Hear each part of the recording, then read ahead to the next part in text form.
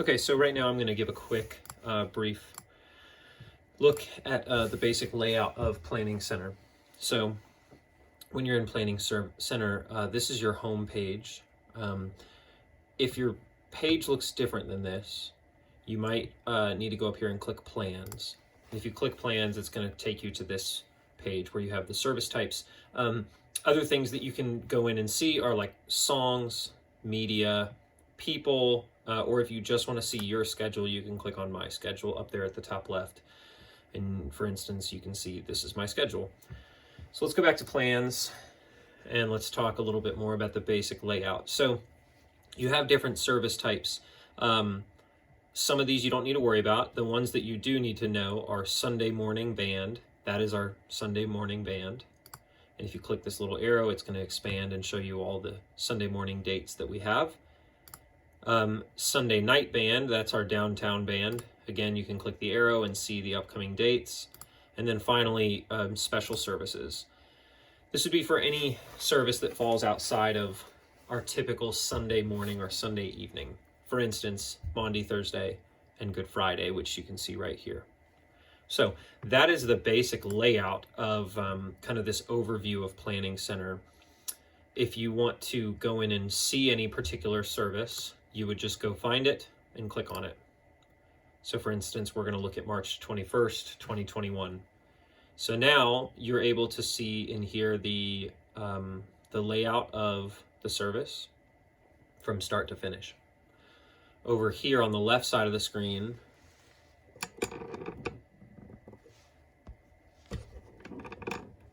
that is where you will see the band members that are on for that particular week. Up here, you'll see who's running the front of house audio, who's running slides first service, and who's running slides second service. If their name is green, if there's a green check next to their name, that's because they've accepted to play that week. If it's a yellow question mark next to their name, that means that they have not responded to the request yet. And if there's a red X next to their name, it means that they have declined to play that week. So continuing with kind of our basic overview.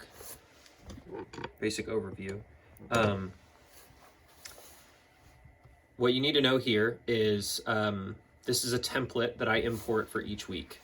And so you'll see right there it says song. So that, for instance, is a song that I have not picked yet.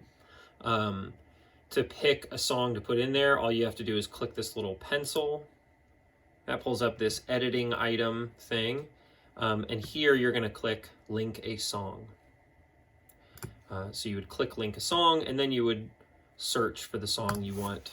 If I wanted to do 10,000 Reasons, I would start typing 10,000.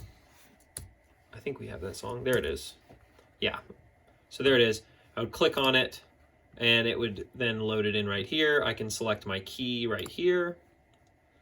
If there's multiple arrangements, I can pick which one. There's a finger style arrangement that I use as an instrumental for weddings, but that's not what we want for worship.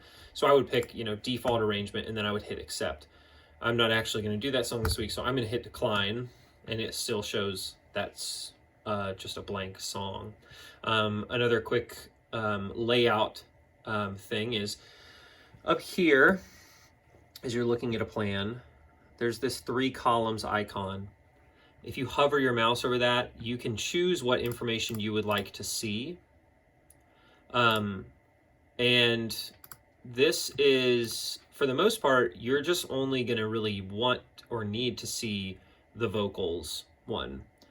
For most people in the band, that's the most important thing, is knowing if they're leading that song or not.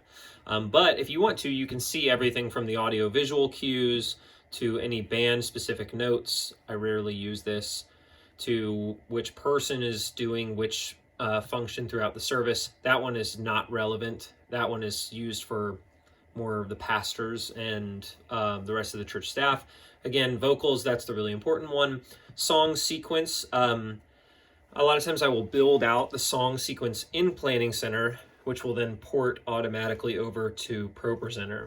So you don't need to worry about building that necessarily. But that is really useful if you do have a certain arrangement that you want to build.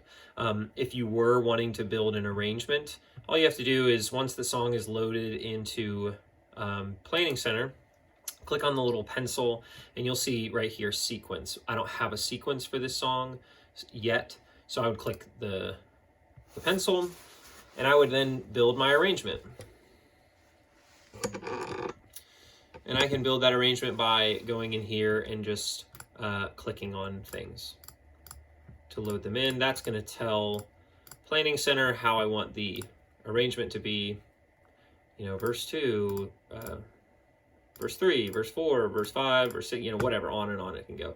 You can even add new ones like blank if you want to have a blank slide in there, which is always helpful to add blanks at the beginning and the end. So I'm going to hit cancel. You would hit accept. I'm going to hit cancel. Lastly, for just overview, any items that are attached to this plan, you can see by hovering over this little green box right here. So we're going to turn and look at that. So you can see for Know Your Heart, we've got the lyrics PDF, we've got the actual song, and we have the chord chart. If I want to listen to the song, I click on that, and it's going to bring up this little music player, and it'll start playing. Or let's say, one second, I want to download the chord chart. I'll click on this. It's going to pull up a new window with the chord chart.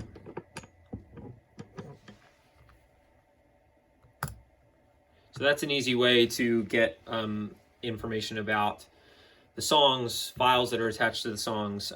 There is a process of actually creating songs, loading in the proper like licensing numbers, chord charts, music files, etc. That is a specific process that I'm not going to go over here.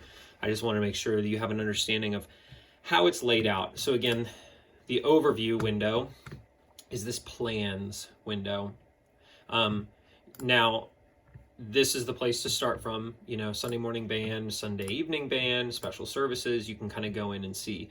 Now, a lot of what you see here and what you're able to do is based on the permissions that you have. For instance, you'll see my permissions I'm an administrator. That means I can do anything in here. Most people are scheduled viewers. So if you go to plans and you look here and you're like, well, why am I not seeing every single plan that we have? That's because most people don't need to see that. And so you really are only going to see the plans that you are scheduled for. But if you are made an administrator, you will then have access to seeing all the plans. But the other side of that coin is that then you have the ability to mess things up on accident. Like right there, if I accidentally hit that little red trash can on the right side of the screen, it will delete this plan. And we don't want to do that. So that's the basic overview of how to navigate Planning Center in a really general sense. In a future video, I'll go through templates, things like adding songs, building out services, building out special services, scheduling teams, etc. But this is a good, just quick overview of Planning Center and how to get started navigating it.